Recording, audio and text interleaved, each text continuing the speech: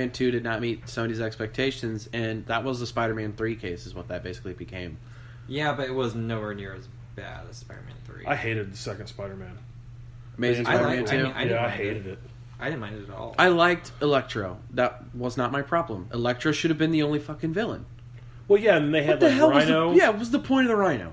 There was no point. Because Paul Giamatti needed to fill out a contract for Sony. The point was to set up Sinister Six. Yeah, but the Rhino's... Was it? Yeah. For real? Yeah. That's why when he goes in the lab, or when Dane DeHaan's character goes in the lab and he sees Doc Ock's tentacles, the vulture wings. The vulture wings. There's a mention of Venom in the computer. Shit. Yeah. That's what it was. They were gearing up for a Sinister Six. So, yeah. That would have been amazing. Right. Like, it wasn't... But then, I don't know, I guess because no one really cared enough about making Spider-Man 2, they didn't make as much money as I guess they thought they were going to make, and now the actual Disney Marvel movies have blown up, and so now they're going to do Spider-Man Homecoming. Which is, in James's own words, Miles Morales' story featuring Peter Parker. And I actually don't disagree the more I've watched the trailer. I truly don't. I think Tom Holland will be great. From what obviously we've seen in Civil War, he can be Spider-Man. We didn't get enough screen time of him as Peter Parker to determine that just yet. But from what I've seen in the trailer, and again, this is my opinion, I think he can do it. I'm going to hold off on any certainties. Like, I'm not going to say he's bad. I'm not going to say he's good. Because I only got what I've seen of him in Civil War. Well, yeah, and the banter that he has in Civil War, and the only scene in Civil War that we get him in, really... Yeah. Besides, whenever he's in his apartment in New York or whatever. Yeah, when we actually see him as Spider-Man. I'm kind of mad. The banter he has is awesome. Oh, he's like, dude, you have a metal arm. That's sweet. Like that's Spider-Man. I mean, that's the animated Spider-Man that I watched, in cartoons and stuff. That's the kind of stuff that he would say, And so I appreciate that. At least they're staying true to that, and it's not, him just kicking somebody's ass and then making a quip at the end of it. Yeah. He's physically talking during the fight. And that was one thing that Andrew Garfield kind of did. Like, he came up... Oh, no! You got my only fear, small knives. He's like, oh my god, my only weakness, it's small knives. Like, which is hilarious. It was so good. And I love the first Andrew Garfield movie. I really did. Oh, no, it's amazing. I don't care for the suit, but that's just me being more of a comic book nerd when it comes to the suits. But that's not to say the movie was bad. The movie was great. I enjoyed the hell out of that movie. I mean, I enjoyed both of them. I enjoyed the second one. It got stricken with too many damn villains. I mean, of course, fell into the Batman and Robin curse. Yeah, absolutely. Well, the Batman and Robin curse, yeah, but then Joel Schumacher. Well, yeah, I mean, I guess technically you could call it the Joel Schumacher curse because, but even 3 villains, and then that really kind of kills your movie. The second Batman movie, the Tim Burton one, still had 2 villains. It still worked. Technically, it had 3 though, because Shrek was a villain. Max Shrek, yeah. Yeah, but he was used to frame. He was kind of a framework for Catwoman, though. It was but the point is that anytime you take a superhero movie and you put too many villains, and you put too many, and they're not like on a team or something. They're not like they're not teamed up together to fight the good guy. Yeah. Then I mean, that's kind of what happened towards the end of Spider-Man 3, is that Venom and Sandman work together. Can we not talk about Topher Grace's Venom? That wholeheartedly pissed me off. See, Topher Grace, I think, gets that the raw was just end of the bad deal. casting. Yeah, that's what it was. It's not that I hate Topher Grace. I actually really like him. That was just a terrible casting decision. And he gets such a raw end because the 70s show, all the other actors and shit are just assholes. So what? The interviews that they've done about Topher Grace, he was very reclusive on the set of that 70s show and stuff. Uh-huh. And so he just gets that because Ashton Kutcher is Ashton Kutcher. Yeah. And so everybody, anything that he says goes, I guess. I don't know, but yeah, he doesn't have a whole lot of nice things to say about Topher Grace, but it was bad casting. Yeah. He was too physically he was just small. It was Eric Foreman as Venom. It was. He was playing a lot of Eric Foreman. But he was trying to channel asshole Eric Foreman. Yeah. But it just didn't work, man. Venom has got to be like he was like a twice big, the bulky fucking dude. size. Yeah, well, it was. I think it was the idea. I don't want to say his name again, but Eddie Thompson, Eddie Brock. Eddie Brock. I think it was the idea that Topher Grace and Tobey Maguire look very similar. So I think it was like the idea of playing He's Peter playing Parker? the anti-Peter Parker, essentially. Okay, I mean, If you think about it. But then he plays the anti-Peter Parker in the movie as Peter Parker when the symbiote takes control of him. Oh, yeah. You see what I'm saying? No, you have a valid point. Yeah, it just no, didn't work. It just didn't. The whole movie didn't work. No, I You mean, know, there but was yes, something. The Sandman was good. I liked the Sandman story of it. I mean, I enjoy that actor. Thomas Honestly, Hayden Church. I think... Wings. Was he in Wings? Mm-hmm. Oh, okay. I think what they should have done was exclude the Venom part of it. Like, still do the symbiote suit. Like, do the black suit. I was fine with that up until the Venom part. like And maybe at dance. the end have Yeah, Eddie like- Brock run across it. An end credit scene or something. Yeah, but it be obviously not Topher Grace. Not anything against Topher Grace. No, it's just he's a cool dude, but it's just not it was as such Eddie a Brock. bad casting. Yeah. It was not a good It's call. like Eddie Brock in the comic books. Has he done anything since then? Topher Grace Since 07? I It's been like 9 He's done, years. I think he's done a couple films. I'm pretty 9 or sure he 10 has. years. yeah, he's been. I mean, there weren't like huge films, but I think he's been some indie stuff that's probably gotten some acclaim at Sundance. Well, and the other big thing with Topher Grace is, not with Topher Grace, but with the Venom character, Eddie Brock in the comic books. He is a photographer too. Like that's correct, but he is a bodybuilder. And Topher Grace is not a bodybuilder. No, and I feel as if that's kind of a requirement to play Venom. Like, who's the guy? Yeah, the only thing that he has done that I've seen in the last 10 years or since then is Predators. Oh yeah, he Is what? Predators. And Take Me Home Tonight. Yeah. Predator. Here he was. Take Me Home Tonight was funny. I like that movie. He He was that in Interstellar? creepy Little. He was the grown-up kid, the boy, in Interstellar. I'm pretty sure I've it only was watched him. that movie once. Interstellar, he I liked. hates that movie. I liked it. I understood it easier than Inception. Oh, I had no problem Really? understanding it. I didn't have to watch it multiple times, is what I'm saying. I had to watch Inception at least 3 times to fully understand it. I'm just like he would have been like everyone would have died. That's how that movie would have actually went. They all would have died. What, Interstellar? Yeah. You fall into a black hole, you die. You don't know that. Yes, we do. No, you don't. The event horizon would crush you. You don't know that. I'm not having this conversation again with somebody. Anyways, back to Spider-Man.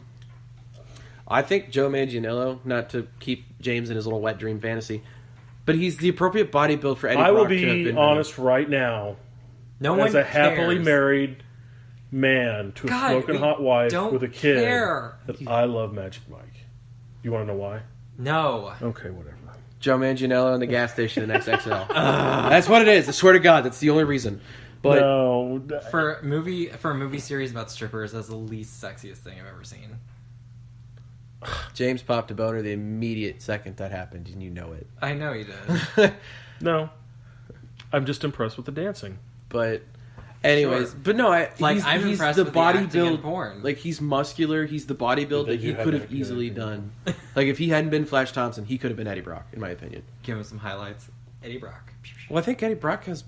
Does he have blonde or? I'm pretty sure he was blonde. I don't. Yeah. I think you're Because right. they lightened Topher Grace's hair. Yeah. Yep. But Thomas Hayden Church, I felt as How a villain. have we not touched on Alfred Molina? That's true. We need to go back to Spider-Man 2. We have We need to go to. back. We're just talking about everything. But villain-wise, the best villain from Maguire's trilogy, in my Doc opinion, and I Ock. think we all agree, That was is Dr. awesome. Octopus. Alfred Molina could not have been better in any way, shape, or form in that role. Like he was. I remember the I hate first that he time did I that. went to the theaters. It was when Capital 4 was still in town. Oh my god. And that's I went Well, and I it- saw the Spider-Man 2 poster. And I remember being more excited to see that one movie than any movie I was gonna see for like the next 2 or 3 years. Well, yeah. No, I was... But, I don't know. I didn't have a relationship with Spider-Man like that, you know? But, Yeah. speaking about killing off bad guys, I mean, that was just that was the mode that superhero movies were in. You had to kill the bad guy at the end of it for some reason. or they just had They to did that die with at Willem some point. Dafoe. They did that with Alfred Molina. They did that with Eddie Brock. Eddie Brock. They The did that. Sandman didn't die, did he? Sandman didn't die, but James Franco was killed, oddly enough, by his own glider because Venom stabbed him with it. Oh, that's right. And then fucking Lizard died. Dr. Connors died in the Garfield movie. No, Electro? he was kidnapped. or not kidnapped, but he was taken into custody. Was he? Yeah, Electro died too, didn't he? Yeah, I'm that pretty sure he did die. I don't remember. in the middle of Times Square or something Yeah, like that. he Yeah, like overcharged him and it killed him. I'm pretty sure. I don't know. I've seen that movie And then once because I hated it. Dane DeHaan was still alive at the end of it, but he was like gross looking. Wait, no, he wasn't. I think they fixed him, or I don't fucking remember. Either way, the point being that is the mode that a lot of superhero movies have been. Fantastic Four was one of the few I can remember from that time Frame period. that didn't They kill off the they bad didn't guys. kill Doctor Doom, who Because Dr. was Doom- expertly played by Julian McMahon. Yeah, he was. Nip Tuck. Yeah, and he was great in that. God, Nip Tuck was such a good show. It kind of lost it after the third season. After the Was that the serial the killer? Carver, yeah, Yeah. I couldn't remember. But Yeah, and Peter Dinklage is in that show. he nails, Plays the boyfriend. Yeah, he Yep. bangs Julia. Is that her name? Who isn't she Glinda the Good Witch on the Oz show now? Yeah, Emerald City. Now she's Yeah. Glinda. Good stuff. Glinda, the abstract moral. So what do we want to see, man? We know that Homecoming's coming, but what do we want to see out of Tom Holland? I mean, we know what the first movie's going to be. Vulture. It's Vulture. So Michael they make Keaton they Vulture. make Spider-Man cool by putting Batman in it. But where does it go from there? I mean, it's 3 years of high school for him, so he is a sophomore in high school when he fights the Vulture.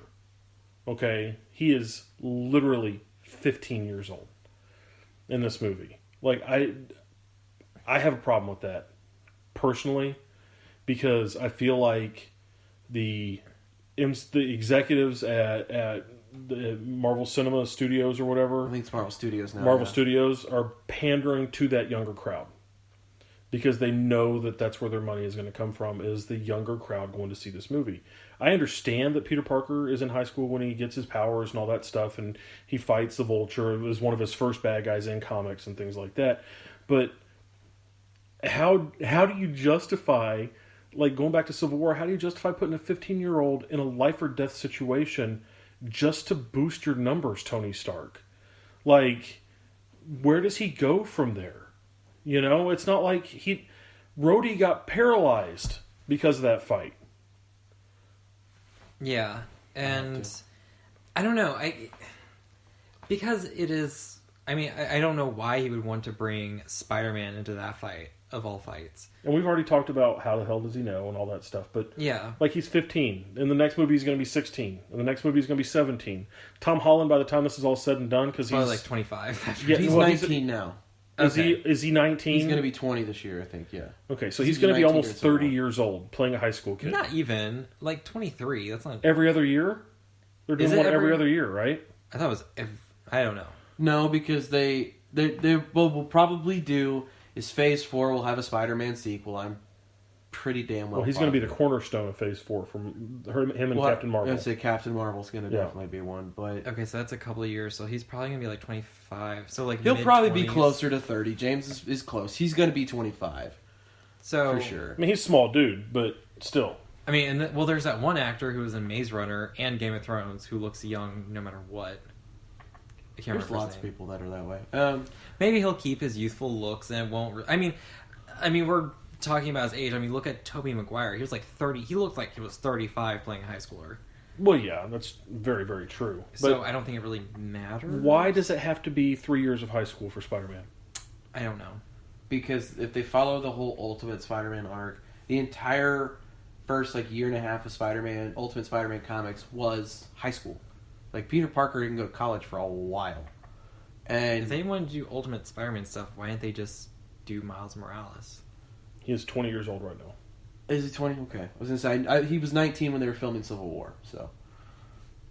But Okay, and then that's not going to end, or the Infinity War is not going to end until 2018. well, no, Infinity War is only one movie now. There's 2 parts. It's only one movie. Now it's only one movie? Mhm. Huh. Well, okay then. But it's the idea, I think, for Marvel. Like James said, it's pandering to your younger crowds. Like, we're going to pander to the teenagers. They're the ones that go see the movies the most. I'd say it, but I mean, hardcore Spider-Man fans. I mean, we'll respect that. I think. Yeah. Because like you said, a lot of his time initially